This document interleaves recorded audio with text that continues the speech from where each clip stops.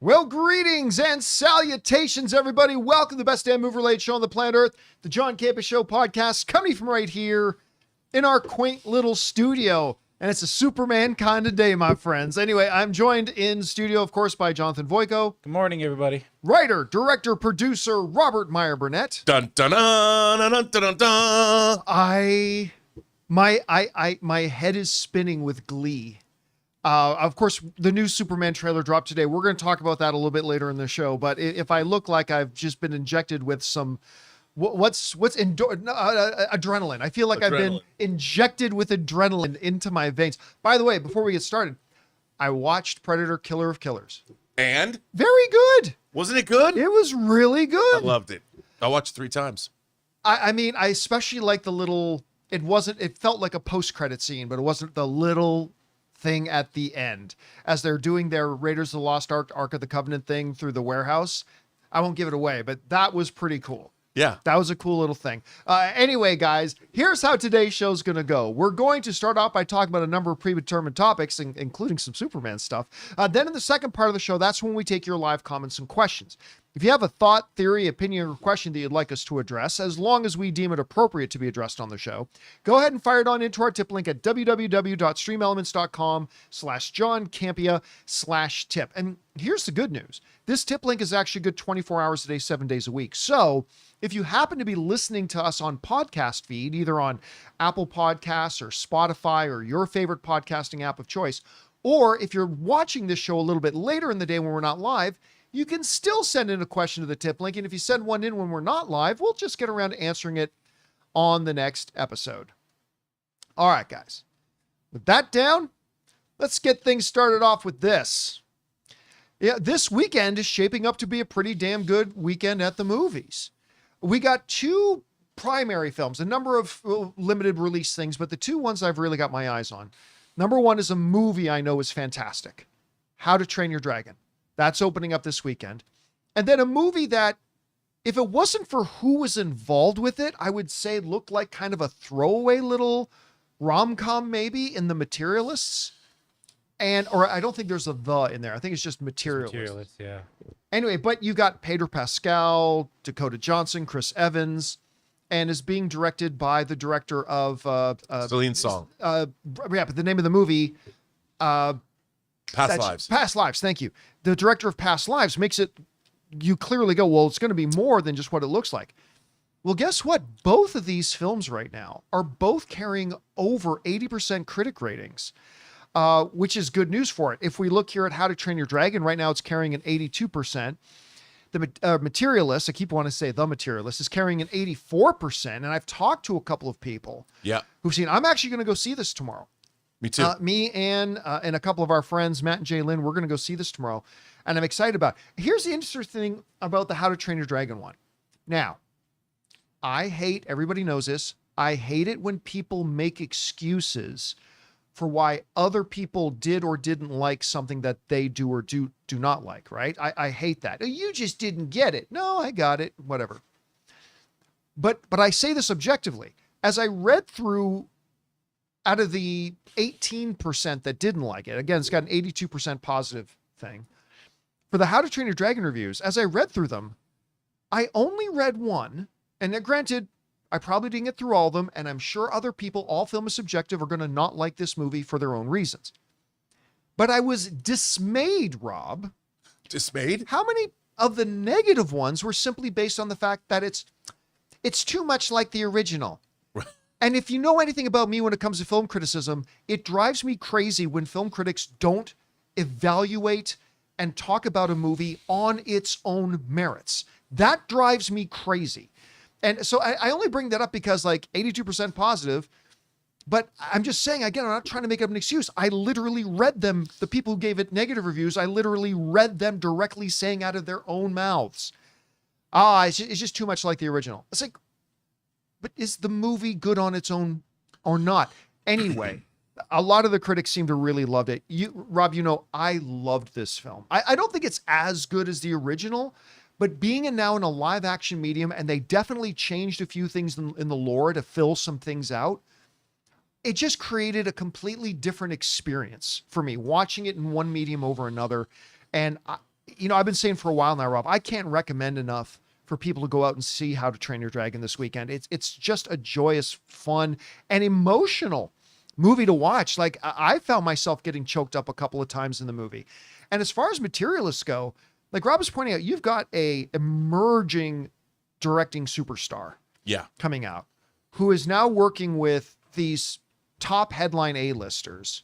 And it actually looks really interesting. This is a good weekend to be a film fan, Rob. Anyway, you seeing the critic reactions for both of these. Obviously, you've already seen How to Train Your Dragon. You haven't seen Materialists yet. Right. What do you think about the response Dragon is getting? And where's your anticipation level like for Materialists? Well, first of all, ever since I heard Konstantin Kisin on the Trigonometry podcast talk about first principles, like when you're making an argument or discussing something, you should go to first principles.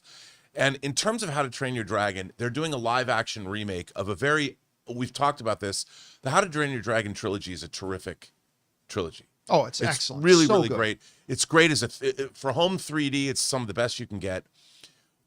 So to do a remake, this is a delightful remake of the first principle was to remake this in live action. Wonderful job. Getting Gerard Butler to come back, keeping the design of the dragons, casting it well, even using Tandy Newton's daughter. Yeah. She was a change, but a wonderful change. Oh, she's so good She's in the so movie. good in the Yeah. movie. And the film, the original creator comes back to write and direct this. And it's like, you can't ask for something more in terms of first principles. Yeah, is this made to make money? Well, spoiler alert, they're in the business to make money. It's not show friends, it's show business. And this movie is going to do some good business because it's good. So I'm excited. People are going to go to the theaters. Kids are going to love it. Parents are going to love it. Even a dark-hearted soul like myself. We talked about like the first 20 minutes, I wasn't feeling it. And then it kind of clicked into place, because you have the standard fantasy setup at the beginning, which they have to do if you haven't seen the animated film. But once it goes on, it's great. I love this movie. I was enchanted by it. Celine Song, I love Past Lives. Yeah, she did such a great job loved it. on that. And I talked to a friend of mine last night, my friend in exhibition, Rob, and I figured he saw 28 years later and he saw this. I won't talk about 28 years later yet, but he was surprised because he also loved Past Lives, how much he liked this movie. And because at first it looked like, but she's bringing her own unique spin. I did not know this, but she used to be a matchmaker herself before she was directing movies. So like Past Lives, this comes right out of personal experience, her own life and personal experience. So I'm like, okay, man, I really want to see it. And he said, it's delightful. He also said, he's like, I'm sick of Pedro Pascal, but Pedro Pascal was great in the film. And look, how long has it been since we've had a rom-drom or a rom-com? Call it what you want. I've heard it's more of a rom-drom. But I would look, what I want is authorship, John. I want to see a film that I feel like the filmmaker has given me something or insight into a world I know nothing about matchmaking, other than what they sang in Fiddler on the Roof or whatever. I can't wait to see this movie, and I'm going to go tomorrow. Yeah, I'm pretty stoked about it. But again, How to Train Your Dragon, I can't recommend it. If you love the original film, this is just a new experience of that story being done again. As Rob pointed out, the original director came back to do it. Again, they even changed a little bit of the mythology, like how Burke came into being. They adjusted that a little bit from the animated thing to give it more context and more depth. And again, how it might be the best live action adaptation I've ever seen. Plus, I gotta tell you, I got a little teared up. Yeah. I got a little choked up at the end of this movie, and I knew it was gonna happen. Yeah, you knew it was coming. That there's power there. That's the force. Yeah, it's a wonderful little movie. It makes you go check it out. And sounds like Materialist is going to deliver too. So what? Let me ask you: over under on How to Train Your Dragon? Is it going to make over $100 million this weekend? I don't think so. Really? I simply don't know. I think it's a movie that deserves to. They haven't done a lot of marketing. Have you noticed that? No, I haven't seen much at all. Like they have not really been putting a lot. I mean, I don't know if they have a lot of money to put into the marketing of it, but that's why I don't think it cracks $100 million. It's just, they haven't gotten the word out about it. It even snuck up on me that it was coming out this weekend. Parents, you don't have to go see Lilo and Stitch for a third time. Go see How to Train Your Dragon. I mean, exactly. Where is that money?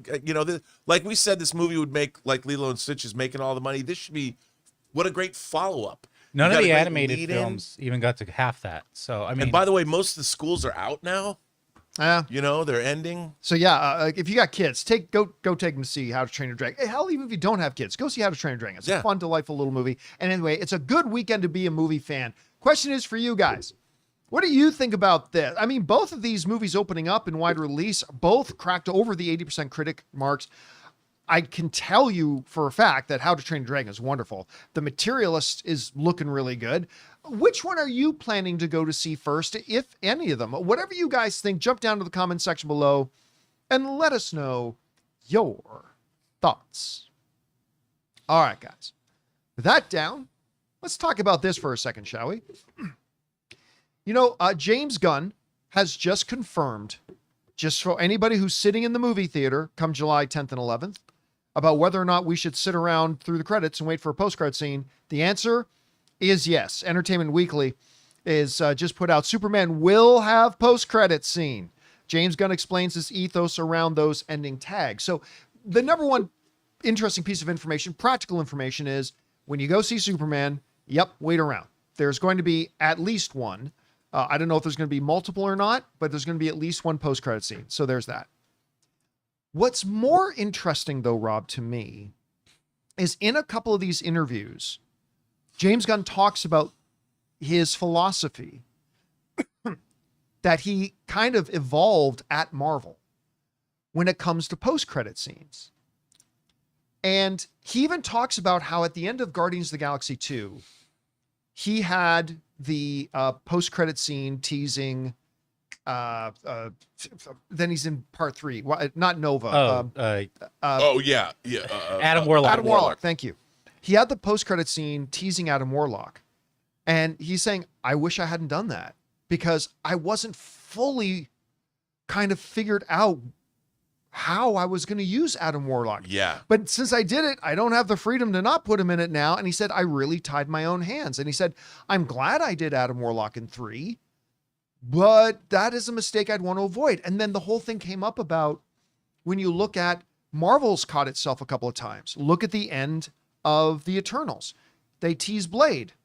They don't have Blade. Right. At the end of Thor: Love and Thunder, I got really excited at the end when we saw the guy from freaking Ted Lasso as Hercules. Right. Yes, Father. Like, also, at the end of Eternals, they teased the Black Knight. yeah, they cheat. Well, which he was in the entire film anyway, so they didn't know what to do. And he even talks about how when he was watching the Avengers film, and at the end of it, Thor goes off with the Guardians. Like, James Gunn was surprised by that. And he called up Marvel and said, just so you know, I'm not putting Thor in my Guardians movie. I don't know what you're expecting. I'm not going to have Thor in Guardians of the Galaxy 3.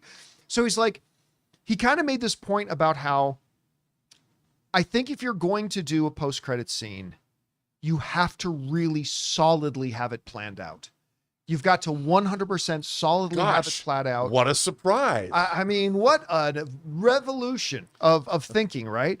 He says you got to have it completely planned out. Kind of along the lines, and we're going to talk about this in a little bit with the Wonder Woman stuff, but kind of along the same lines, he says, hey, we're not officially announcing any movies until we have an absolute locked, completed script for that movie. Then we'll officially announce it. Yeah. Again, learning some lessons from some stuff that's happened at Marvel, Lucasfilm, wherever you want to look, where movies get announced and never happen. So I kind of like this approach of saying, so because to this, Rob, this tells me whatever we see in the post-credit scene of Superman, you can take to the bank. It's going to be tied into something that's coming up because it's deadly mapped out. It's absolutely planned, and it's going to be absolutely relevant rather than having Hercules go, oh, that's kind of cool. I wonder if that'll have anything to do with the MCU moving forward. Anyway, you read all James Gunn's comments on that. What stood out to you? Well, again, it speaks to his philosophy about what they want to do with DC Studios, which is, planning. Like, we're not going to move forward until the script is solid. None of this, well, we don't have a script. We're going to start shooting without a script. That's the dumbest thing I've ever heard. We know what our story is going to be. Not only do we know what our stories are going to be, we know what our next story is going to be because we're not going to have a post-credit scene unless we already have the script and know where we're going. Right. So we can tease up something because that's what makes it more satisfying anyway. I mean, go figure. Somebody who's making storytelling a priority for their IP-driven studio. Their studio is literally designed to do one thing, which is exploit the DC universe in film and television streaming. And the fact that you have somebody, I mean, James Gunn is he's literally the biggest fan. I mean, Dave Filoni's a Star Wars fan, but Dave Filoni doesn't have the experience James Gunn had in Hollywood in terms of, now James Gunn has produced television. Decades and decades and decades. Going all the way back to Trauma. I mean, James Gunn's a novelist. Yeah. And it's like the guy knows what he's doing. So here's somebody who has it all, who's controlling a fan-based IP. That is why people are always like, they call me whatever, like we're James Gunn shills or whatever. I'm like, no. Just glazing on James Gunn. I'm somebody who appreciates. We don't have the kind of people at the top that really know how to exploit their IPs. James Gunn does. In this particular instance, there's no one better on earth because he can write, he can direct, he can produce, and he knows the material because he was a fan. So he's combining all of those things into this, and he's making smart moves. That said, Superman better be good. That's all I'm saying. Yeah. Because if it ain't, none of this matters. Yeah, all the hype, the trailer, which we'll talk about later, post-credit scene, blah, blah, blah. If the movie ain't good, then I'm going to say not only is it bad for this movie, I've been saying this the whole time, it's bad for the entire DCU movie. It's bad for the entire film industry. You never get a second chance to make a first impression, Rob. No. And this is their first impression. I mean, what I love about this, though, is you just came back from the World Series of Poker. James Gunn is all in. Whatever his stack of chips is, he's pushed them all in the middle. He's pushed them all in the middle. Hit personally, professionally, that's a baller move, man. That's and the fact that he knows that, he's all in. And by the way, I should point out too that I don't think James Gunn is probably the only one to have learned the lessons from what's happened at Marvel. I think Kevin Feige probably has too. Yes. I think you're going to see now Kevin Feige be a little bit more restrained about when they make big announcements about movies. I think you're going to see them like with No Hall H. Thunderbolts. Yeah, no Hall. Well, they got nothing to promote in Hall H this year, but Thunderbolts,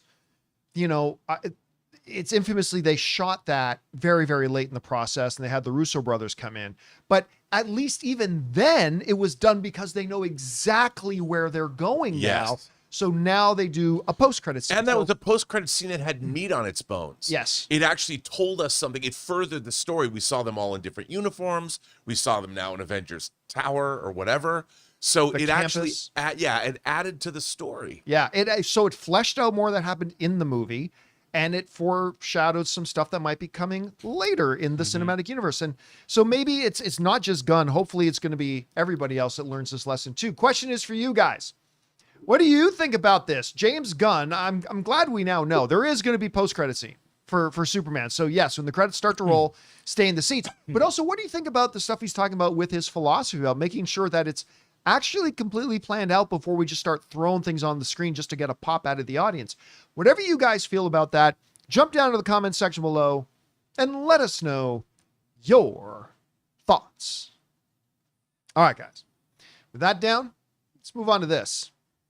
Rob, when I think back to Avengers Endgame and watching that, whether it's On Your Left or, any of the huge, insane moments that happen in that, and all the videos I watch of audiences around the world watching Endgame and losing their minds and screaming. If you're like me, the first thing you think about when you think about the reactions that Endgame got is Mortal Kombat.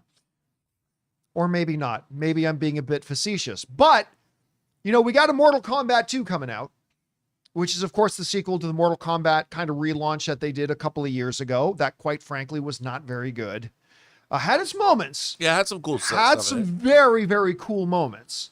But overall was not very good. Well, the writer and producer of the new Mortal Kombat 2 that is coming out is now coming out saying that he has been at press screenings. Remember, this is the actual filmmaker talking about press screenings. So not press screening, I mean test screenings. Right. So you know that it actually happened. It's actually the filmmaker saying it.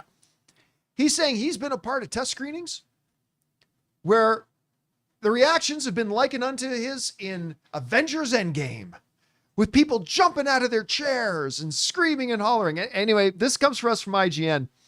He wrote this, or he said this: I am so excited for people to see this movie, he said, which is good. He's the writer-producer of course he should be.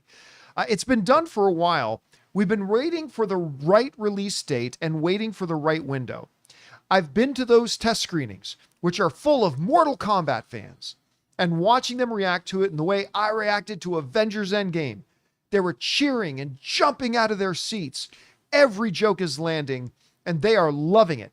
It's one of the greatest moments of my life. Actually, I like hearing that. That's pretty fun. I can only imagine that kind of a moment. That would be pretty cool. That's why you get into the business. All right. So a couple of things. One is, I find it interesting that he specifically said that they did a test screening with a very favorable audience. Right. Hardcore Mortal Kombat fans. I don't know that that's going to give you much information. Yeah. But okay. So you do that. Now he's saying they are cheering and jumping out of their seats. Every joke is landing. Now, again, I would be far more interested to find out what a general test screening audience felt about it, because that's going to be more representative of the 98% of the rest of the movie-going world. But this is nonetheless good to hear, because if you are showing it to even a very controlled, hardcore Mortal Kombat fan group, you don't want to hear crickets if you're showing them a Mortal Kombat movie. Yeah. You want them to get excited. You want them to be hyped.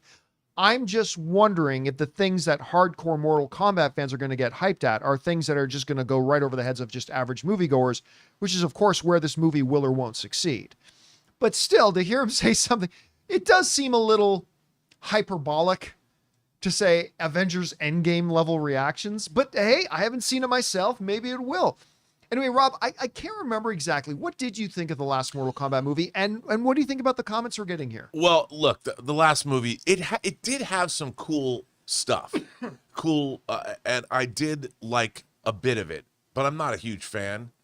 There's only so much you can do with this franchise.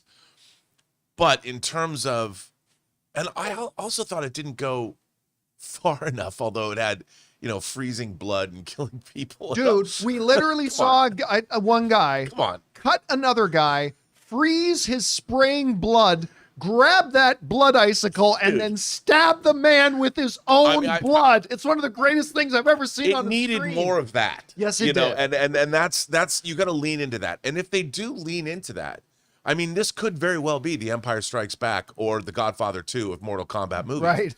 And I don't think that that's out of the realm of possibility if you have somebody who knows what they're doing. And again, it's how do you deal with an IP, and how do you deal with an IP at scale? There's a certain way you have to look at this and how you would embrace Mortal Kombat. And I think, look, Carl Urban was the number one thing that made me interested in this is that he's in it. Somebody. No, listen, I love Carl. Obviously, Carl has done my panel with me before. He's done a bunch of, he had me come in, run the Q&A for the opening of his film. I love Carl, but a lot of Mortal Kombat fans have questioned whether getting Carl, who's in his 50s, was the right age range for Johnny Cage. And part of me is just like, Carl Urban, I think, was born to play Johnny. Him or The Miz should play Johnny Cage. But anyway. If you look at what his attitude, look at him on The Boys. So good in The Boys. Look at him as a necromonger in Chronicles of Riddick. Look at him as Judge effing Dredd. I mean, and in Lord of the Rings, he's a rider of Rohan. It's like you have a guy like that, and he anchors it, he gives you gravitas, and they probably knew it was controversial because he was a little older, but they've made it work. And the fact that, look, if every member of the audience is going to be like the chicken jockey scene in Minecraft, I'm just for that. Odd that if they can chicken jockey this movie up with lots of Mortal Kombat references, bring it on. Odd that you didn't mention Carl Urban as Bones. Oh, yeah. You know what, though? He was the best thing about Star Trek 09. He was very good. He's very good as Bones. Then again, I like a lot more of that Star Trek than you do. But nonetheless, I don't believe that a lot of general moviegoers should take too much from this. Again, it was a very controlled test group. But still, you want to hear excitement coming out of it. And who knows? Look, I don't think this one can be much worse than the first one. It's got nowhere to go but up. So here's hoping, and maybe we will get these kinds of reactions. Guys, question is for you. Are you looking forward to this new Mortal Kombat? Did you like the first one? I admit I was pretty disappointed with it, but still, maybe they learned their lessons. That's the great thing about failure. You learn from it and you make improvements, and maybe this will be that. Will this be the Avengers Endgame experience in theaters that we haven't had since 2019? Whatever you guys think, jump down to the comments section below and let us know your thoughts. All right, guys. With that down, let's move on and talk about this, shall we? You know, I always say that the comic books are the comic books. The movies are the movies. They do not have to follow each other mirror for mirror. They don't have to be beat by beat. That you can make big differences, make big changes, right? That said, there are some absolutes. And one of those things to me is that if you're going to do a DC cinematic universe, even if it's a brand new one, there are 3 characters you have to have. You have to have Superman, which we know we got the movie coming next month. You got to have Batman, because it's Batman. But you got to have Wonder Woman. And, you know, one of the things that I think surprised a lot of people when James Gunn made his first big DC announcement and the slate that was going to be coming, there was no mention of a Wonder Woman movie. Oh, there was like some Themyscira project, but there was no Wonder Woman movie coming. And that has had a lot of people wondering for a whole bunch of time about what's happening with Wonder Woman. Are we getting it? Well, James Gunn has now confirmed in an interview that is now being printed in Variety here, a new Wonder Woman movie is being written right now, says James Gunn. Says the following: it looks like Diana Prince is returning to theaters. A new feature film about DC superhero Wonder Woman is being written right now, says DC Studios co-chief James Gunn in an interview with EW. The movie would be in addition to an HBO series about Wonder Woman's home at Themyscira, which we think is going to be a prequel, like set back in the past, but which Gunn says is slow moving, but it's moving. All right. I think the first thing that needs to be mentioned here is this is not James Gunn officially announcing a movie, right? He's saying, hey, we're working on a script. We're writing a script, but that doesn't mean we're announcing the movie. And they aren't going to announce a movie until they've got an absolutely completed script. But Rob, I got to say, I'm actually a little bit surprised. It's because it felt like to me that Wonder Woman would, pardon me, absolutely be coming. But it's kind of felt like to me, like Wonder Woman is a character he's been putting off until later. Like they want to establish a certain number of things first. They want to get a number of other projects done. They want to get maybe the whole DC cinematic universe into a certain place that might take 2 or 3 years.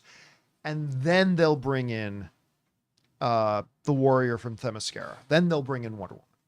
So I'm kind of surprised to hear James Gunn kind of confirm, oh, actually, we're writing the script for it right now. And now, who knows if that's going to take 6 months, a year, 3 years, 5 years for them to get the script that he's really wants and happy. And then they will make the announcement of the movie. But still, I got to say, Rob, I'm kind of surprised. It's a welcome surprise. Because again, I think if you're going to establish a DCU, you got to have Superman, you got to have Batman, you got to have Wonder Woman. And just recently, he did confirm that the 4 pillars of the new DC cinematic universe, instead of just the Holy Trinity, the 4 pillars they said are going to be Superman, Batman, Supergirl, and Wonder Woman. So I guess maybe I shouldn't be too terribly surprised. But anyway, you heard James Gunn mention this. What's your takeaway from it? Well, I mean, the character, like, I think we saw the perils of, we saw 3 depictions of Wonder Woman in Zack Snyder's universe. You saw her in Dawn of Justice, which I loved. I loved Patty Jenkins' first Wonder Woman movie, but she took over from the original director on that. And then we saw Wonder Woman 1984, which I don't think I could have disliked a movie more. Yeah, it was quite the letdown, especially after how good the first one was. Yes, and how good Diana's depiction was in Batman v Superman Dawn of Justice. I really enjoyed how they developed that character. Well, in this universe, with all of this super science and superheroes and monsters and kaiju, they can lean in to the gods of Olympus. They can lean in. They can do exactly what George Perez did after the Crisis on Infinite Earths, when he took over, he wrote and drew Wonder Woman, and he leaned into the Greek mythology of it all, and it was great. I loved his run on that. And, James Gunn is heavily influenced by the DC of the 80s, sort of that pre and post-crisis DC universe. So I could see him leaning into that, because like you, John, she is the Trinity. She's one of those things. And I think it's best that you're going to have Superman, Supergirl. They need to give us another character, probably Batman, before they lean into Wonder Woman, because we're getting Supergirl first. And just because of, the temperature of the audience. But I think it's smart. And they want the script to be great. And I think that they're probably further along on Brave and the Bold, or whatever they're going to do with Batman anyway. So I love hearing this, and I really hope they cast, I can never pronounce, Bix. Oh, the one yeah. from Andor. She is Wonder Woman. Ariana. Ariana. I always She mispronounce her dating- name too. Isn't she going out with Jason Momoa now? Aren't they a couple? Oh, I have no idea. I Because don't why not follow keeping that the stuff. family? I don't know. Yeah, he is Lobo after all. Right, I know. So But how good? I want to say Arjona, or anyway, how good was she in Andor though? My one issue. Somebody brought up the other day that they wouldn't mind seeing ballerina Anna de Armas as Wonder Woman. Here's my one thing though. I think both Arjona and Anna de Armas, I think they're both too short. Get them apple boxes. Yeah, like you can get somebody larger and bigger. Like the one thing about, Gal Gadot, who is, I'm sorry, she's not that good of an actress, but the one thing she had going for her, she's tall for a woman, man. Right. Like she's got a physical stature that you can then give her the right Hollywood physical trainers and put some muscle on, stuff like that. You can't train height. no. And I wonder if both of them might be a little bit diminutive to play Wonder Woman. Well, then you maybe, could but get I listen. That girl that was in Top Gun Maverick, I always forget her name. Oh yeah. She's great But too. Then again, Hugh Jackman was too tall to play Wolverine, Right. and as Yes. long as you play it great, I mean, I guess it won't matter all that much. But I think there are a number of really interesting actresses just love who play her. it. I just Elsa Gonzalez would be great too. But anyway, guys, question is for you. James Gunn is now saying they're actually working on a Wonder Woman script right now. So they got a general idea how she's going to come into this universe and where they're going to fit her in. Although they're not officially announcing the movie yet, because they won't do that until they've got a completed script. Are you surprised? To me, it's been feeling like they were going to put her off for a while, but it sounds like maybe they're moving a little bit quicker than that. How would you like to see her brought in? Do you have some fan casting you'd like to see for Diana Prince? Whatever you guys think, jump down to the comment section below and let us know your thoughts. All right, guys. That down. Let's move on to this. I was in the midst of getting the show ready today when I get a text from Robert Meyer Burnett, and I almost didn't click on it at first. How dare you? Because the way it displayed, because you sent a link, and then in the text message it'll display kind of a little short thing, link. It's just tickets on sale. Right. Superman tickets on sale. I'm like, well, I know they're on sale, right? But then, as I was about to go back to my notes, I caught that it was a video. Oh, maybe it's a little announcement video for tickets being on sale. I didn't know it was going to be a new full trailer. And so I clicked on it. And for the next 2 minutes, I was in rapturous heaven. A new Superman trailer is out, guys. And it's fantastic. Here's the thing. Look, obviously, I'm a big Marvel guy. I love my Marvel movies. I mean, that doesn't mean they haven't disappointed me. They have. And I'm looking forward to Fantastic Four. I am. I'm excited about Fantastic Four. And the Fantastic Four trailers have been good. I got no complaint. They're good. But they haven't really done much to grab the knob and crank it to 11. You know what I mean? They've been good. I'm excited about them. But they haven't every single time out just put the foot to the floor even harder. Cranked it up. And I feel like with the Superman trailers, I've been more and more impressed every time we've come along. And that's great. But this trailer that they dropped this morning, this trailer is, I think, not the greatest trailer of all time, but this might be my favorite trailer of the year. And I mean, I'm somebody who loved that Thunderbolts A24 trailer. Yeah. I'm somebody who loves that 28 Weeks Later trailer. I'm somebody who loves that. It's not called the new horror movie with Josh Brolin. It's the one-word title. Weapons. I almost said Warriors. It's not Warriors. I'm the one who loves that Weapons trailer. You haven't seen Mortal Kombat 2 though yet. I know. So. Granted, keep in mind, haven't seen the Mortal Kombat 2 trailer yet. Endgame level event. But this might be the most Superman comic book trailer I've ever seen. This thing, you know, Rob, I often go back to this, and I mention this even when I'm doing open mic by myself. I say, when we're talking about the DC EU, which I gave positive reviews to great glowing reviews to every single movie in the DCU except for two, Wonder Woman 1984 and Birds of Prey. Those are the only two I didn't like. I liked all the rest of them. But one of the things, as somebody else who appreciates those movies, that you've often pointed out that was the big deficiency. You know, you don't have enough vitamin C, you get scurvy. That's your deficiency. The deficiency in the old DCEU was a lack of joy. And it's like filmmakers. And it's the other thing that's adjacent to it, fun. Fun and joy.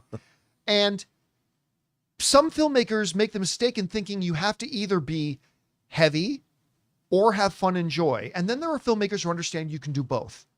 If you balance them correctly, you can do both. And I watched this trailer, and in the same trailer where I'm seeing Lex Luthor running down a laundry list of all the people he's going to kill. That reporter? How about that reporter you like so much? Yeah, I'm going to kill her.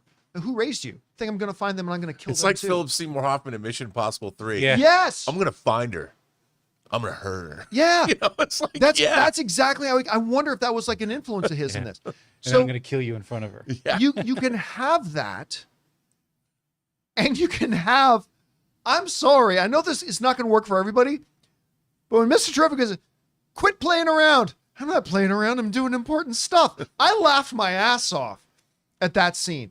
I mean, Crypto flying up in front of Superman and biting the guy's head and pulling his helmet off so Superman can left cross him and knock his teeth out.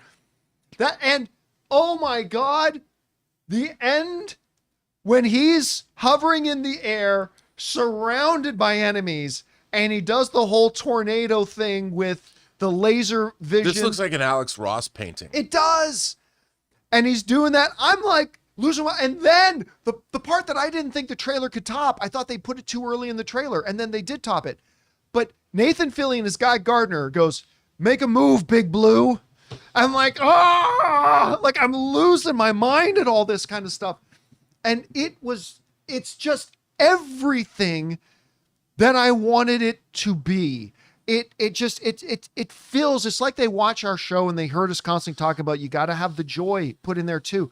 And like, it's got stakes and consequences. And correct me if I'm wrong. I didn't notice this in the trailer, but bring up my screen here. This looks, is that a baby he's holding in his hand?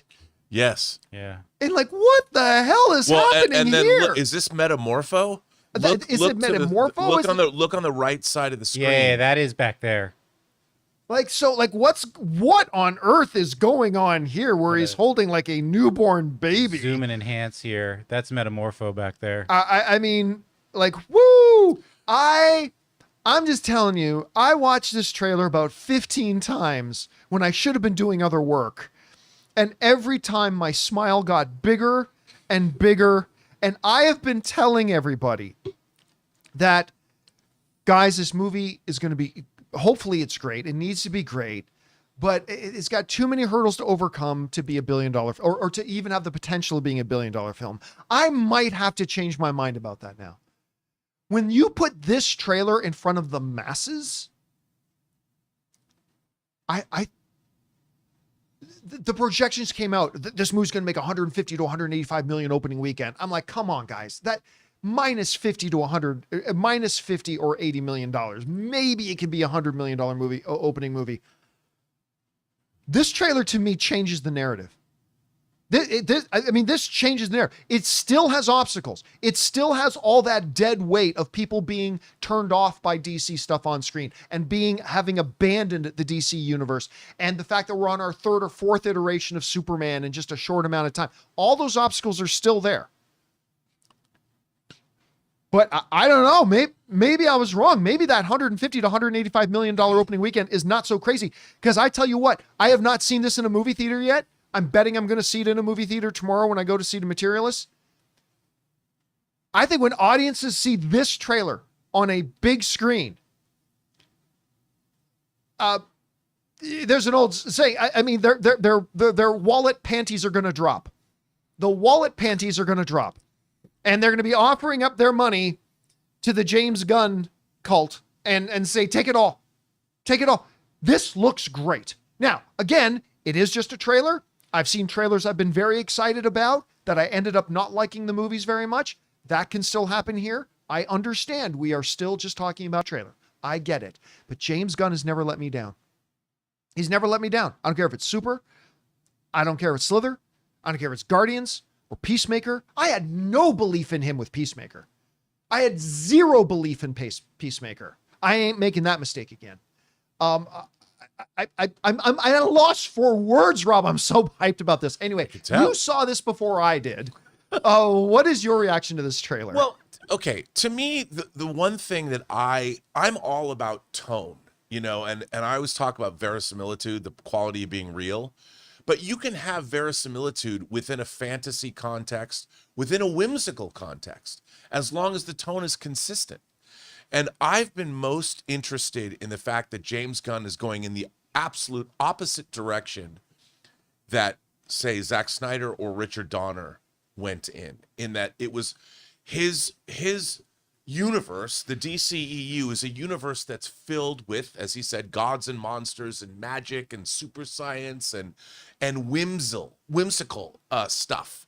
And it's the Superman universe that I grew up reading as a kid. Coming out of the Kurt Swan era, reading from 60s to 70s into the 80s, and it has all of those qualities, and it's then combined with what you got in the graphic novel, like a Superman for All Seasons. Yeah. It's entirely different, or All-Star Superman. It's entirely different from what Zack Snyder was doing. Now, I liked what Zack Snyder was doing because I liked his Sturm and Drang, that the metal nature of his portrayal of superheroes. The problem with that is it doesn't energize like the kid in you that wants to wrap that red cape around even though they use that image in the trailer. Yeah. This is the kind of thing, like you said, dude, if I was 8 years old and I saw this trailer, my mom would have thought I would have just snorted a Tony Montana sized mountain of blow. She'd be like, "Did you do that again?" I'm like, no, it was just a Superman trailer, Mom. It wasn't the blow last Why are time. you running around saying, say hello to my little friend? Say hello to but that's the thing. This is what you dream of when you're 8 years old. You dream of Krypto pulling someone's helmet off and Superman wailing and teeth flying and spinning around like a whirling dervish. What's the thing Jonathan pointed out to us about that shot in the trailer? Jonathan, I didn't catch this in the trailer, neither did Rob. But if you guys watch the trailer again, okay, and that moment, because Jonathan was the one that caught this, I did not. When Superman punches that guy and his teeth come flying out, I didn't catch it, but he did. He's like, listen to this, and then turn up the speakers. You hear the teeth hitting the lens of the camera. Clink off the lens of the camera. I mean, oh my God. That alone, that just tells you what you need to know. Now, I'm sure that there's going to be various YouTube channels that talk that we're shilling this movie. Sure, yeah. But you know what? Here's the thing. What's not to love? As somebody who's been reading, I've read thousands of Superman comics. I have on my shelves in my Robservatory all different iterations of Superman, from Superman Red Sun to Superman, the whole clone. I mean, not clone, was the Death of Superman saga. From the time when you had Doomsday and then you had the Reign of the Superman storyline. I've never read it all. I watched the Superman, Wendy, and Marvin hour-long shows before we got the Legion of Doom and Zan and Jaina and the Wonder Twin powers. I mean, coming from that and the Fleischer cartoons from the 40s, man. I mean, this is a combination of all of Superman history writ large on the big screen. And I, for one, John, I'm stoked. And seeing this trailer, to me, it finally coalesced.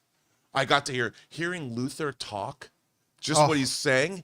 I mean, I'm like, I love this. They chose him. Let them die. I mean, I'm like, I was great. I'm like, this is awesome. This is what I wanted. You know, this is, and also it's close to like the Superman animated series, Justice League International, which is kind of an in-between thing. But god damn, man, I'm excited for this movie. I don't know how, because I've been really enthused by everything we've seen, like right from that first teaser, that him crashing down into the snow, Crypto, take me home, then the stuff we saw at CinemaCon, amped it up more. I was like you in a lot of different movies. I was like, I've seen enough. I don't even need to see anymore. I'm sold. And then they showed us this, and I just can't believe. You know, Henry Cavill is my all-time favorite Superman, and I am a big passion. And Man of Steel is my favorite Superman. Henry Cavill's a great Superman, but I don't know that I've ever watched any iteration of Superman on the screen. Again, I understand we're just talking about a trailer that ever felt so comic accurate, like in spirit and in tone. Like this is it. I mean, this is it, and I'm running out of ways to describe my enthusiasm level for this movie, man. Like I am so excited. I can't remember the last time I was this excited. Look, I just hope it delivers. Oh. I've set myself up. I've set myself up for disappointment. Yeah. So, I mean, I only because this is the kind of thing done well. So often it was not done well. You know, the Christopher Reeve Superman movies, I love Superman the movie. But Richard Lester taking over as Superman 2, it got a little goofy. And by Superman 3 and then Superman 4, the quest piece had no money in it. But when you get to Superman 3 and Robert Vaughn and the computer, I'm like, ugh. So this to me is, I've had my Superman disappointment with Superman 3 in the theater when I was younger. Right. This to me is it's the proper distillation of stuff. It looks to look, and James Gunn said, you know what he said? He said, in my universe, I'd like to believe that there is an island of dinosaurs somewhere, making a reference to, you know, making a reference to Jurassic World or whatever. And I'm like, yes, because in the proper DC universe, there is an island of dinosaurs somewhere, just like there is Paradise Island, and just like there is, you know, whatever you want. And that's what I think we're getting here. Dude, I tell you what though, Just don't fuck it up. I am, and that's, listen, I remember going into Star Wars, The Rise of Skywalker and thinking to myself, okay, they stumbled on The Last Jedi. There were still things in The Last Jedi that I liked, but they stumbled on The Last Jedi. But I remember I was going in, I didn't love the trailers for it, but still I thought this is going to be great. They're going to learn from the mistakes of the last one. And they're going to bring it home, man. They're going to bring it home. And I went, and I remember having to come out of the premiere. Like I walked out of the premiere of it, like with the cast and the filmmakers and everything. And I had to stand there as Anne held up her phone and I had to record my out of theater reaction. I had to say, this isn't it, guys. This isn't it. I said, I like what they were trying to do and everything, but they didn't do it. It isn't it. And I just walked out. So I feel like right now I'm set up for that level of disappointment. If Superman doesn't deliver, I'm going to walk out with that level of heartbreak, because I'm just telling you, man, like everything from the color palette to the kinetic motion of the whole thing, the dialogue of it. And again, I was somebody, I admit this fully, when we first found out a year ago that James Gunn was going to use Crypto, I admit I shit all over that idea. I said, come on, man, really? Like, I'm a dog guy. Crypto works fine on a comic book page. Crypto can even work fine in an animation. But I think you're pushing a little bit too far with Crypto. Guys, I just watched Crypto bite a guy in the head and pull his helmet off so Superman could punch him in the face. And his And it's teeth one of the hit best, the lens. and his teeth hitting the lens. The lens This that is one isn't of the- there. This is like Scorpion stabbing a guy with an icicle of his own blood level Yeah, stuff. yes, This thing, yes. I just, and then the spinning thing.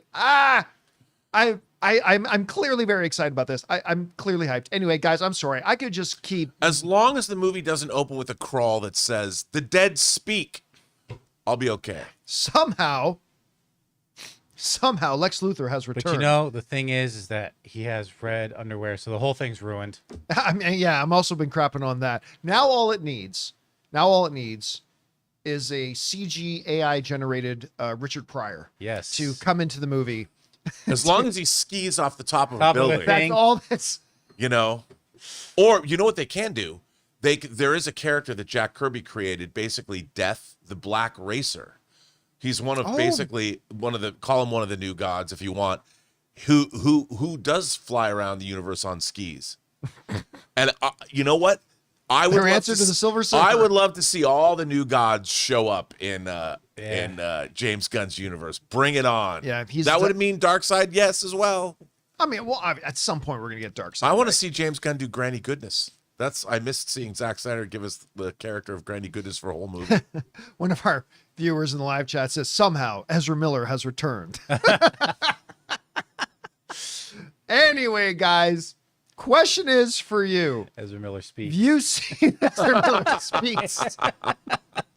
What did you think of the new trailer for Superman? I mean, you don't have to have been as stoked for it as I am, but I don't know, maybe you're more stoked than I am. I can't believe. I mean, it's having me question my doubt about how big this movie can be financially, and I'm questioning that now. There's only one thing that worried me about this trailer. What's that? And it's the Guy Gardner scene you pointed out. Remember I talked about the other time that they're teeing up Guy Gardner to have this one thing.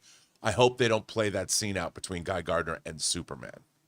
What do you mean that they don't play that? The scene that, because when Guy Gardner gets into his face, I was thinking Superman could have a certain response to that, and they could have other people laugh at Guy Gardner, and it would take away the scene that I really want to see. I think that's down the line. I hope it's down the line. It looks intense, though. It does look intense, but they could diffuse it by using that thing, and I'm like, I hope they don't. Come on, Big Blue, make a move. It's such a Guy Gardner line. I mean, it's directly right out of it. And I could hear Lois Lane saying the response to that. Anyway, guys, the question is for you. What did you think about it? Whatever your thoughts are, jump down to the comments section below and let us know your thoughts. All right, guys. With that down, it's time for us, of course, to move on to the most important part of our show, which is, of course, your live comments and questions. But before we do, we got to thank Robert Meyer Burnett for being here. Thanks as always. It was great to be here, and I am this hyped about Superman. And by the way, you can already, I think Rob and I can both attest to this. We can already, guys, you can start preparing. I'm sure there are some, blogs, podcasts, YouTube channels out there who are already creating their articles and videos about if Superman does open to like 175 million. They're already getting their videos ready about how Warner Brothers reports fake box office numbers and and somebody going into an empty picture taking theater. These are lies. My theater was empty for Superman. Just get ready for those posts. Those posts are coming. 100% those posts are coming. Anyway, Rob, thanks so much for being here. Great job as always. I'm going to Warner Brothers to pick up my check. Go ahead. Hey, up. grab mine too. Say hi. Yeah, I will. Say hi to Greg for me.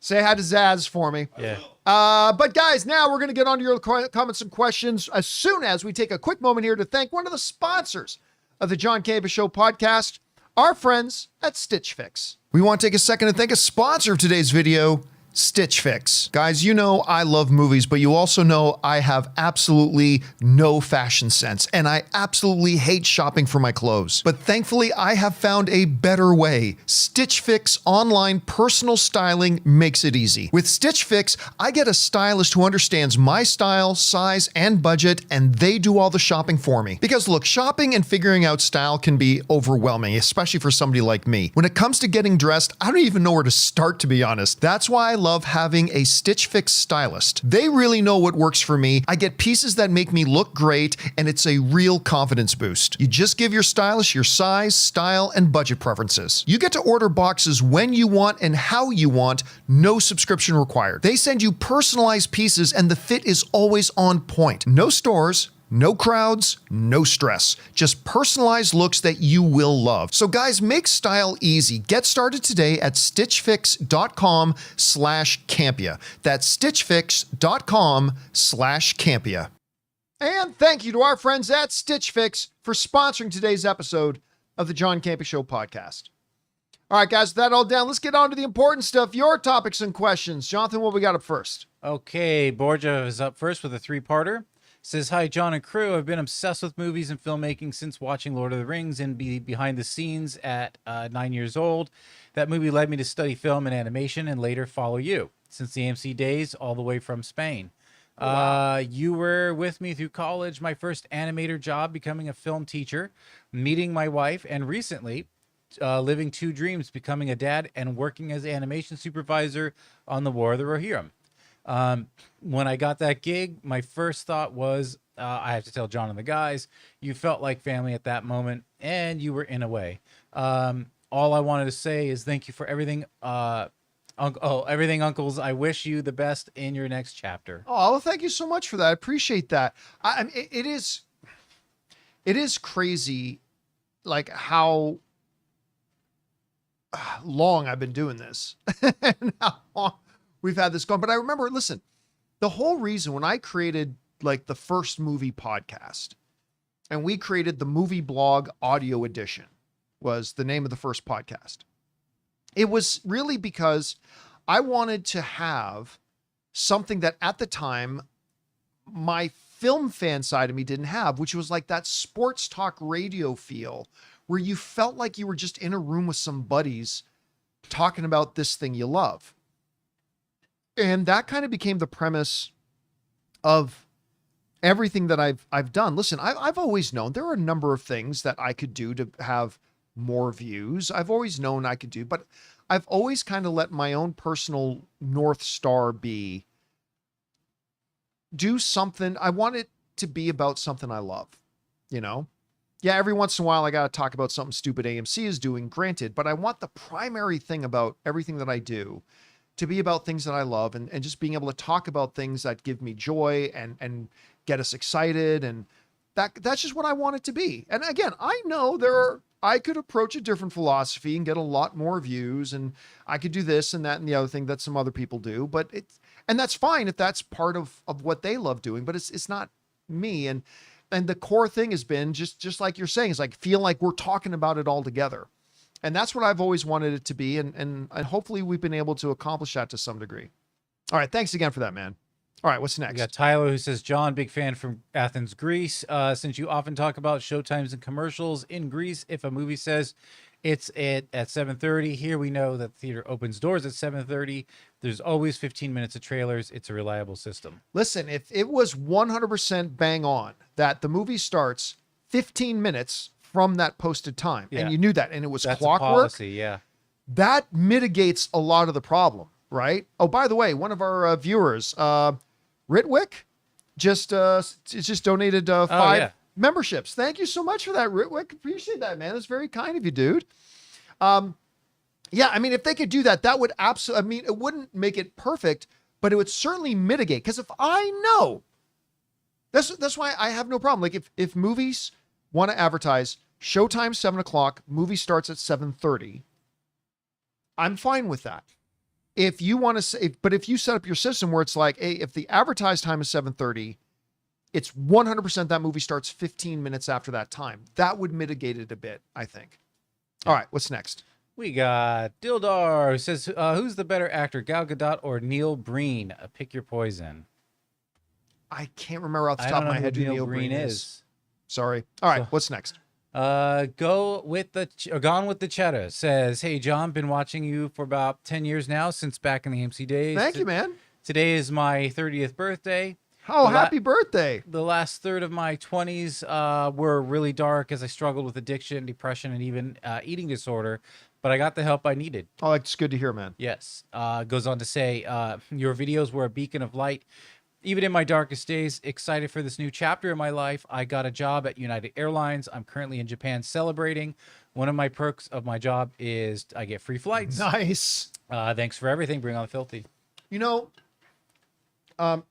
this is a good opportunity to say this. You know, one of the things we talk about on our channel, and even thanks to one of our sponsors, is I've said this all the time, and I mean this deeply. We, especially as men, okay, I'm not saying it's any less of an issue for women as well. I'm just saying as a guy, we always feel good about encouraging each other and cheering on us as people, us as men, doing things to improve our physical health. Yeah, get more exercise. Yeah, diet. Yeah, do all that. Like we celebrate it, right? We celebrate doing things to improve our physical health.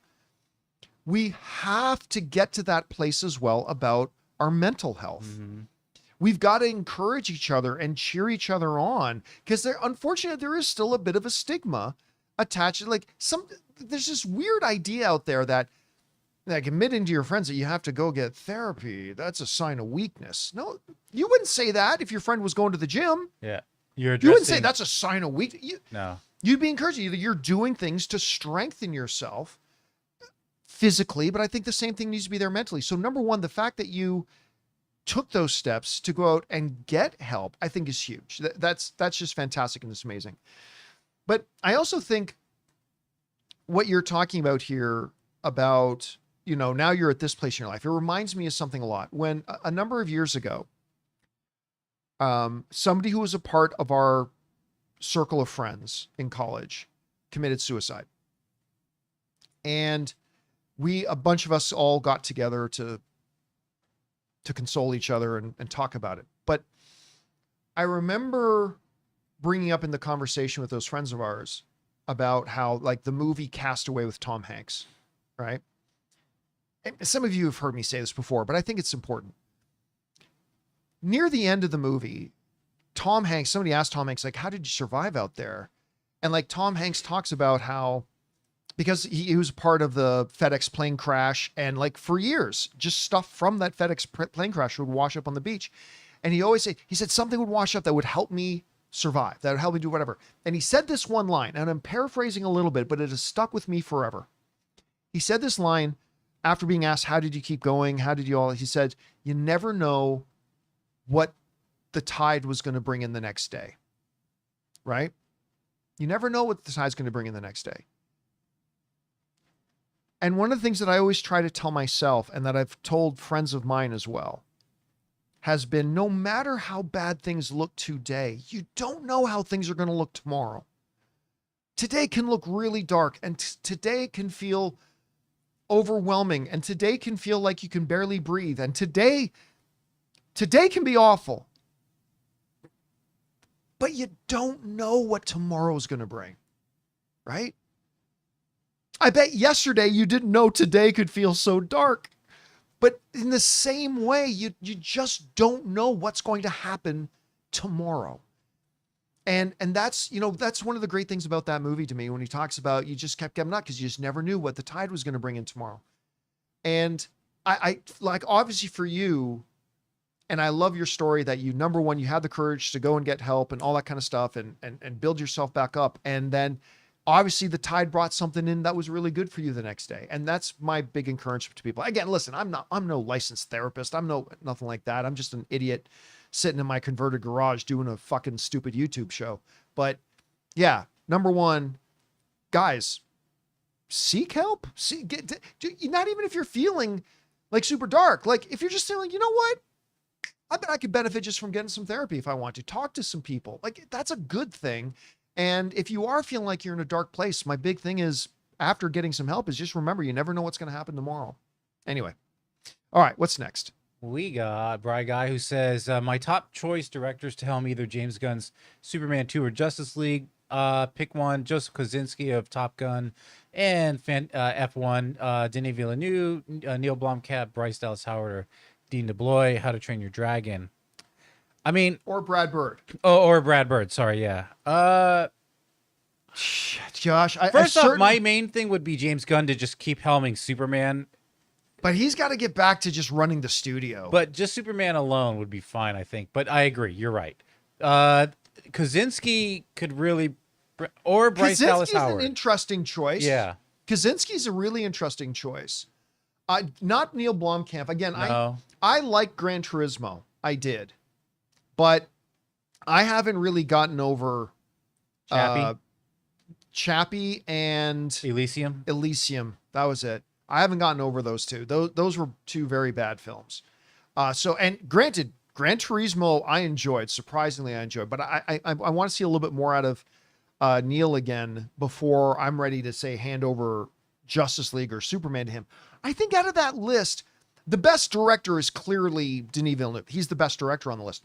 But I actually might think that the best fit is probably Kaczynski. That's what I lean towards. Ask me again after I've seen F1, but Right. I'm thinking maybe, yeah, Kaczynski seems good. We could see F1 and be like, this guy. Yeah, true.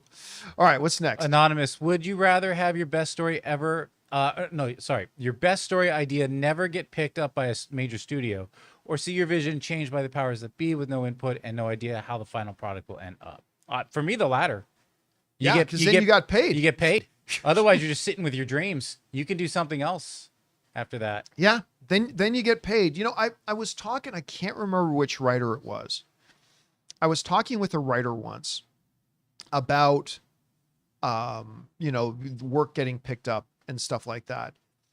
And he said, creative work is unique, but it is still a work, right? And you are creating a product when you write a story, you're creating a product. And he said to me, at some point in my career, I had to come to peace with the understanding that once I sell my product to somebody, it's theirs to do with whatever they want. And he said, I stopped feeling precious about it when somebody would make changes to my work. It's like they found my work valuable and they found my work worthy. And they decided to, once they bought it, to touch it up a bit to fit more their style. And I got to be okay with that. And so I think that's a truism. So yes, I would rather sell the script, collect my paycheck and get my name out there so other people want to buy more of my scripts. Mm-hmm. All right, what's next? Jake G got both my IMAX ticket for Superman on July 8th, as Nice. well as the first available showing for F4. First steps in Dolby format on the 24th. Wouldn't have predicted I'd be booking both on the same day. What a great time to be a movie fan. Yeah, listen, I went one further. Not only did I get my tickets for July 8th, I then booked my tickets for the official opening day on Thursday, July 10th. So I'm going to see it in IMAX on the 8th, and then I'm going to see it in my favorite theater, which is the Dolby Prime, on the 10th. So I'm looking forward to it. And we also got for Dolby Prime for Fantastic Four as well. Again, I'm really excited about July, man, because July, not only do we have Superman and Fantastic Four, but I personally think, and I would totally understand if you're feeling a little skeptical about it, but I personally think this new Jurassic World movie actually looks pretty damn good. Mm-hmm. And these are all coming out in July. And so it's going to be a hell of a month, potentially. All right, what's next?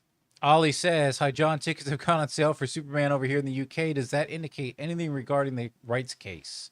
Oh, yeah, we talked about this the other week. The rights case got settled. The judge threw, because you guys will remember that the estate of one of the creators of the Superman character brought a lawsuit against Warner Brothers trying to block the release of Superman in a number of countries. I think it was like Australia, Ireland. There were a big number of countries that they were trying to block the release of Superman. That got tossed out. So the runway is clear, man. Superman is clear for takeoff everywhere. Judge was like, you get nothing. You get nothing. Nothing. All right, what's next? We got Ukramas. Camped out in costume with my friends for 12 hours for Revenge of the Sith. Core memory, no reserved seats. Took my kids to 20-year anniversary. Still no reserved seats in that specific theater in Idaho. I think that's Idaho ID. But so great to see Star Wars in theaters again. It's always great. I mean, not for the prequels, but I mean, I'm glad you had a good time. But it's always great when you get a chance to see one of your favorite movies on the big screen again, right? Like, I don't know why, but around LA, like they annually do Princess Bride screening in theaters. That's going to be at an outdoor theater soon out here. Really? In Burbank. Yeah, at the Autry Museum. I go almost every time. I really do. So certainly for Star Wars movies and stuff like that, just when you get to see movies on the big screen again, because you don't often get the opportunity to see them on big screens again. I usually try to take advantage of that when I can. All right, what's next? We got, move up here. We got Christopher. THR is reporting that James Gunn in DC is skipping Hall H and will have a panel just focusing on Peacemaker Season 2. you think this is a mistake? Is it a sign or concern about Superman? I do not think so, my friend. No, because Superman's already going to be out. Right? It's already going to be out. But that is in conflict with what James Gunn said himself. James Gunn said, and we talked about it on our show, his exact words are, it's just going to be me and John Cena. Yeah. But we will be talking about everything. Yes. So Hollywood Reporter may be writing that. Maybe they just misunderstood when it says it's just going to be him and Cena. But James Gunn had already established that they're not doing some big, massive presentation. It's just going to be him and John Cena. I mean, again, there might be some surprises maybe, but he said it was just going to be him and Cena. So that we knew already. But he did say himself directly, I'm going to be talking about everything, but it's just going to be him and Cena. So we'll see how that all kind of plays. Yeah, but again, it tells us nothing about Superman because No. Superman's going to be in theaters already. Yeah, that'll already be like we're going towards its third weekend. Yeah. So. All right, what's next? Well, speaking of Superman, trailer was electric. I've never seen him use heat vision like that before. Most early access screenings are sold out. How does this affect the opening weekend box office? Does it get added or is it considered a wash and just added to the overall box office? Well, it gets added to the overall box office, but it won't count. On opening weekend. It won't count for the opening weekend You'll see a numbers. little bump. I mean, you may not even notice those numbers, but yeah. Because Which, if anything, these July 8th advanced screenings are going to hurt the opening weekend box office because now it won't for me because I'm going to go see it on the 8th and on the opening weekend. It will hurt it. There's going to be some people that just want to see it again or want to see it with their friends who couldn't do it. But yes, you're right. Ultimately. Yeah. But again, so the numbers will count towards the overall box office for Superman, but they will not count towards the opening weekend numbers. All right. What's next? Jai says, sorry to keep talking about Odeon View giving us the end times. I'm a math teacher. I can work it out fine, but it's still needlessly awkward solution when it's easier to just say this movie starts. Exactly. Oh, exactly. 100%. I mean, again, it's at least something. Yeah. But it's like, Right? you figure it out. Yeah. I am 100% an advocate. And again, I challenge any movie theater executive, any movie theater company to come and discourse with me and tell me how telling the audience when the movie they actually paid to watch starts. Tell me how that's bad. You tell me how that's bad for the audience member. You tell me how that's bad for the consumer. You want to say showtime at 7? That's fine. Just also include movie starts at 7:25. I challenge you again, Adam Aaron, anybody over at Regal, Cinemark, whatever. You tell me, I challenge you to make a case to me how that is bad for the consumer. Yeah, you let me know. I don't think you can, but I'd be dying to hear what kind of drivel you come up with. All right, what's next? Philly sports guy. I almost wore my Phillies hat today. John, I love your saying, don't let speculation become the expectation and the idea of keeping hype in check. But WTF am I supposed to do with this Superman trailer? I'm sorry. At this point, I expect this movie to be great. No pressure, James Gunn. I mean, no, listen, hype is great. Hype is great. So hype can sometimes bite us in the ass, no doubt about it. But I still wouldn't trade it. I love having hype, even though sometimes hype bites us in the ass. I still wouldn't have it any other way. You know, sometimes love hurts, but I still want love. But yeah, the whole thing about don't let speculation become expectation is in response to two different things. One is that I remember we've seen this with a number of movies, like movies and TV shows where people go, they develop all these theories. And then if the movie doesn't deliver their theory, they go, oh, that sucked. Because they went into the movie fully expecting their theory to come to pass. When it doesn't, they get upset. But then there's been the opposite of that, where people say, stop speculating. Don't speculate at all. I'm like, what the hell kind of fun is that? We're movie fans. Of course we're going to speculate. We should speculate. Speculating is fun. The key is don't let speculation become expectation. It's just that simple. Have all the guesses, have all the theories, have all of that. It's great. Let's talk about it. It's fun to do. Just when you get to the movie theater, leave it outside. Don't bring it into the movie theater with you. Just don't go into the theater expecting your speculation to come about. So yeah, just don't let your speculation become expectation. All right, what's next? Jai follows up and said, "Oh, Jai CC2, the Donner cut." Also, I know I'm shooting myself in the foot and throwing my fellow countrymen under the bus here, but trust me, I actively address this in my lessons often. Don't overestimate people's ability to tell the time and work backwards from it, especially 24-hour time. Yeah, I will say, while it would be better just to tell people when the actual movie starts, if they at least give you, I would take it here in North America. I would take it. Like if AMC on their website started advertising, okay, showtime at 7, movie is 2 hours and 17 minutes long. Movie ends at 10:25. Granted, that leaves me to do some math to figure out when exactly the movie starts, but at least they're giving us that. I mean, again, at this point where we're not even getting that, I would take it. I would take it in a heartbeat. It's not ideal, but it's something. Don't let perfect become the enemy of good. Right. All right. What's next? We got Blake. The Superman movie looks like the animated series come to life, and I could not be more here for it. The colors, the joy, the quips, the hopefulness. This latest trailer was everything. July 11 can't get here fast enough. It'll be here before you know it. Dude, I am losing my mind. I mean, it is. Jonathan, when is the last time? Now, I've shown you guys trailers. Yeah. But when's the last time you walked in the door And you were like, you need to and see I'm this like, now. before you go even to your desk, Yeah. get over Come here over and and see watch it. this. When's the last time I did that? Jeez. I don't know if I've ever done that. Yeah. Right? Like Jonathan literally walks in the door. I'm like, whatever you're doing, come here right now. I mean, and watch this. Okay, you did it. You did. It wasn't a trailer. You insisted I come and see what's it called on Netflix? Grain Rebel Moon. I had to see the terrible effect shot where he just drops through this. That's right. It's You know, like, look at before you this. do anything, you have to see this effect shot. Before But yeah, anything else. On Yeah. the positive, I think this might have been the only time. I mean, like that, I am so set up for disappointment. I'm not gonna lie, I'm so set up for disappointment. But man, I'm so stoked for this. This is easily my most anticipated movie of the year. I'm more excited for this than Fantastic Four. I'm more excited for this than Avatar. I'm more excited for. I am more excited for this than any other movie coming out this year. God, I'm so stoked. I cannot wait. All right. What's next? Cultured Insight. Hi, John. I finally got a chance to go to the 7:30 showing of Mission Impossible. Didn't start until 8:04, Yeah. along with the almost 3-hour runtime. This was wild. I'd probably feel better if they're theater exclusive trailers, but these were old. I love AMC. Yeah. Like, oh gosh, I wonder why fewer people are coming to the movies. I don't know. Hey, let's add $5 more to a bucket of popcorn and let's put in more trailers. Yeah.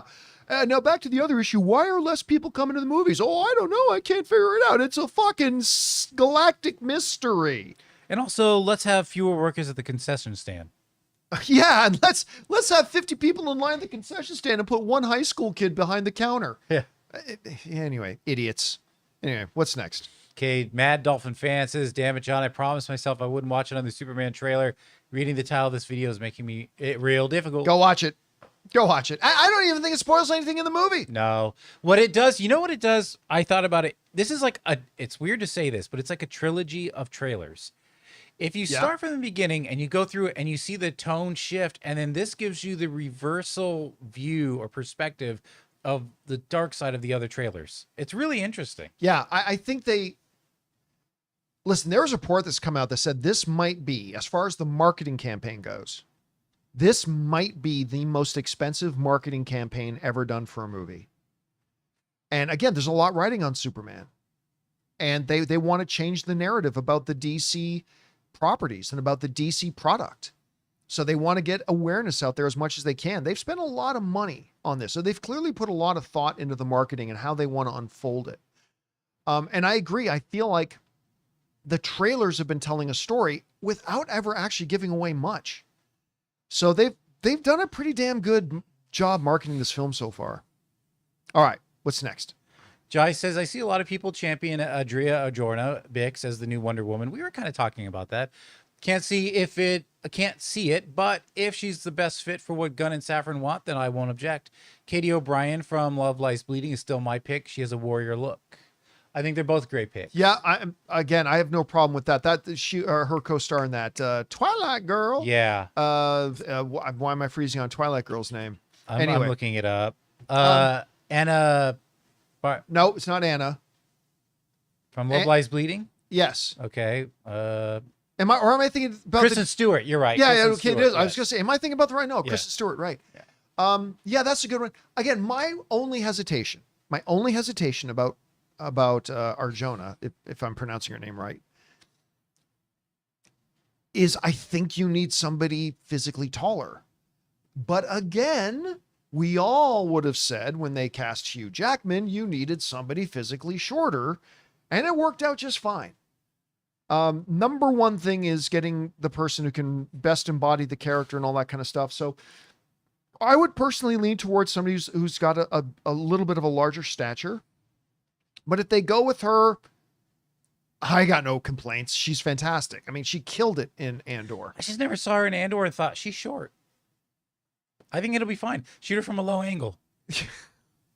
All right, what's next? Ralph M. Got my early Prime tickets yesterday for Superman and 40X and IMAX. I'm hyped.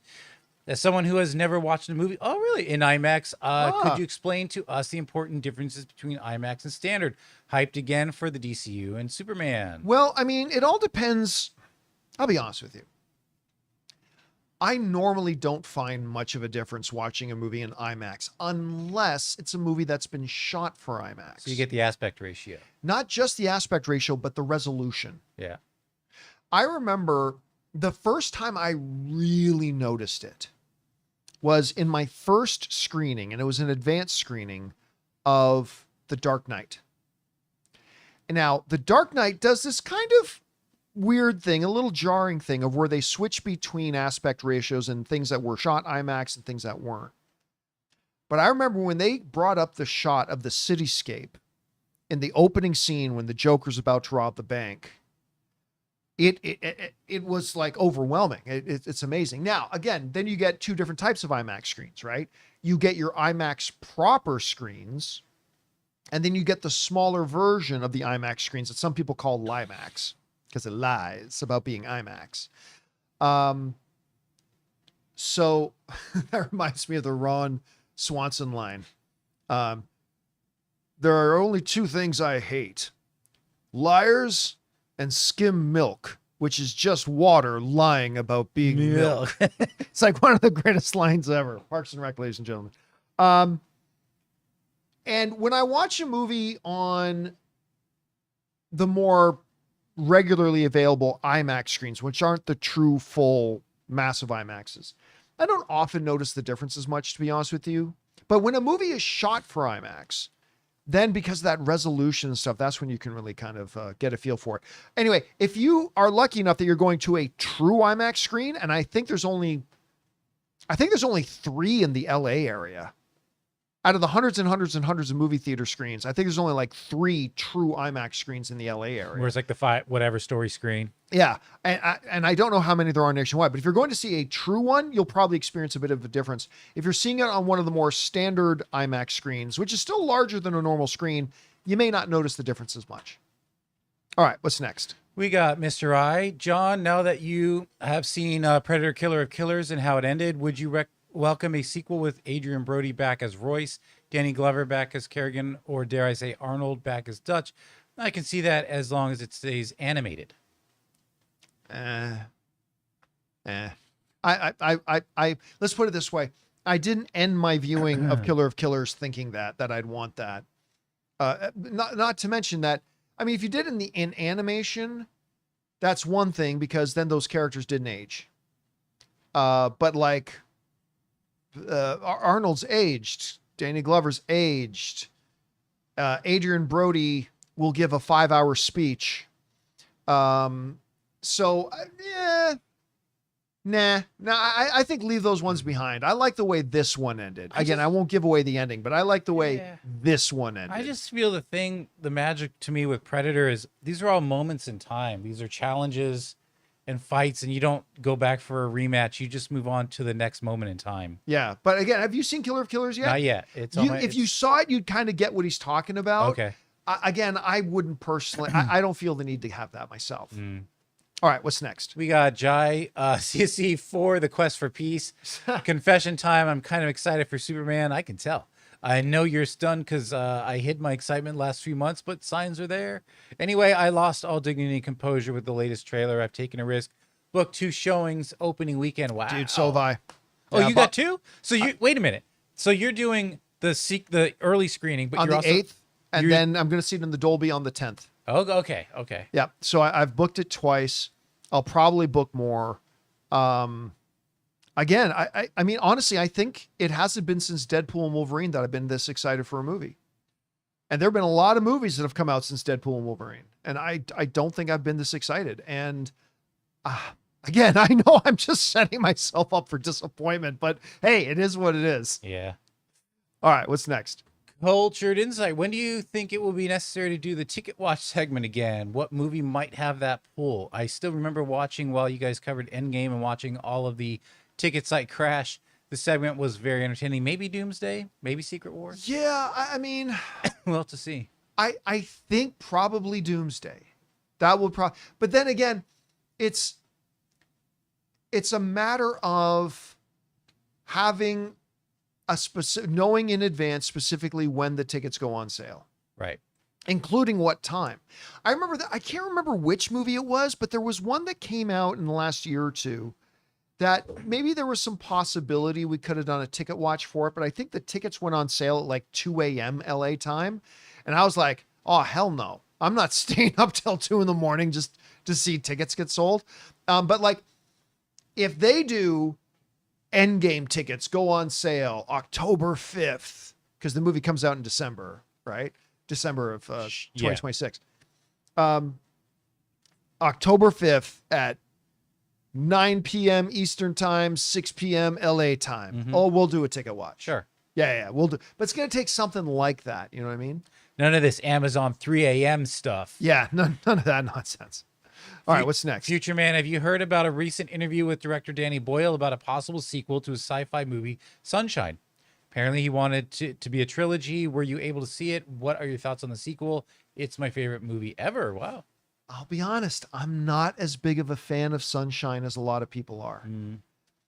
Don't get me wrong. Some very cool things about it. And like just the cinematography in it is surprisingly good too. But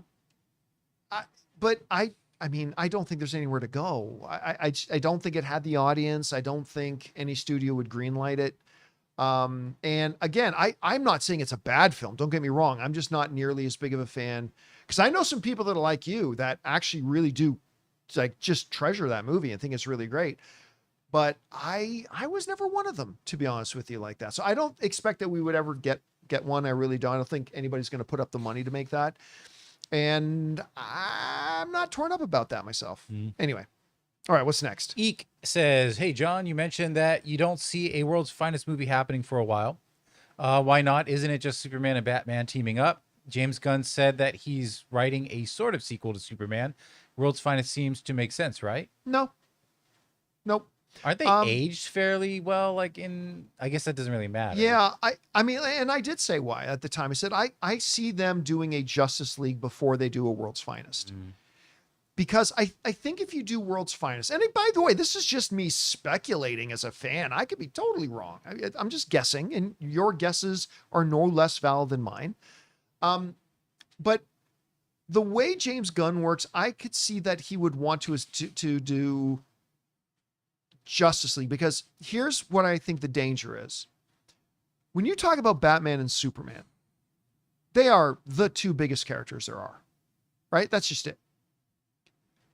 If you did World's Finest first and then try to do a Justice League movie, my thought is that Justice League may come across a little bit as World's Finest 1.5. You know what I mean? So I think I think the progression would be, you know, Superman. And by the way, that doesn't mean Batman can't pop up in a Superman movie or vice versa, but I think their path would be a Justice League movie first, whenever that would be. And then they would probably look at doing a World's Finest. So, I mean, I'm not saying I don't think they'll do a World's Finest. I do think they will. I just think a Justice League movie would come first. All right, what's next? Sci-Fi Extremist got Superman tickets for 3 Tuesday, Thursday, and Saturday. Words can't express my excitement, but I'm going to hate the internet after. I'm sure there will be cheesy moments that people will crap on, but I want some popcorn camp and a comic book movie. It's a fantasy world. Let them. Who cares? Let them. Let them cry. Let them do it. And listen, we all do it. Like, we all have movies. Like, if you listen to me after watching frickin', I don't know. Again, I just keep going back to Craven, but how much I freaking cried and bitched about Craven, because I was one of the few stupid people who actually thought that movie had a chance to be good, and it turned out the way to. But who cares? Let the criers cry. Doesn't affect you. Doesn't affect me. There was a lot of criers after Barbie. Didn't stop Barbie from being the biggest box office hit of the year and making over $1 billion and getting Oscar nominations. And even if you're one of the people crying, or if I end up being one of the people crying, let the crying people cry. Doesn't matter. Doesn't affect anything. I don't want Superman to be good. Well, too bad. 95% of the people thought it was good. Or maybe it won't. And by the way, maybe I'll be one of those people. But even if I'm one of the people crying about it, just let us cry, and it doesn't affect you. Doesn't affect anybody else. The numbers will be the numbers. Again, I can already see there are probably certain people already drafting their posts about how WB faked the numbers, like after it comes out and it's a big hit, or whatever. Let the criers cry, and then just you enjoy it and move on. Let everybody else enjoy it. All right, what's next? All right, well, Nolan, this is our last of the tips, but Nolan says, hey, John and crew, got my tickets for Superman on the 8th, seeing with my wife on the 10th, seeing it by myself, and then on the 11th with his dad. I cannot wait to see it more. You got 3 sets of tickets already. Yeah, you know what? I'm thinking I might jump in. Here's the problem. With AMC A-List, which is fantastic, you can only have 4 movies booked with A-List at one time. Yeah. You have to. Now, my July 8th doesn't count because I paid for those tickets. Yeah. Right? A-List didn't count towards the advanced Amazon screening. Right. That's fine. That's understandable. So I've already got one of my 4 spots booked up with that Superman. I don't know if, and I got another one booked with my Fantastic Four screen. So I've already got 2 booked. Right. Now, I don't know if I want to add a 3rd Superman screening, which would create 3 of my 4 spots booked, when I'm not going to see those movies for about a month. For a while, you can only rotate one in. Yeah. So I may not book a 3rd yet. This is like having a roster on a team.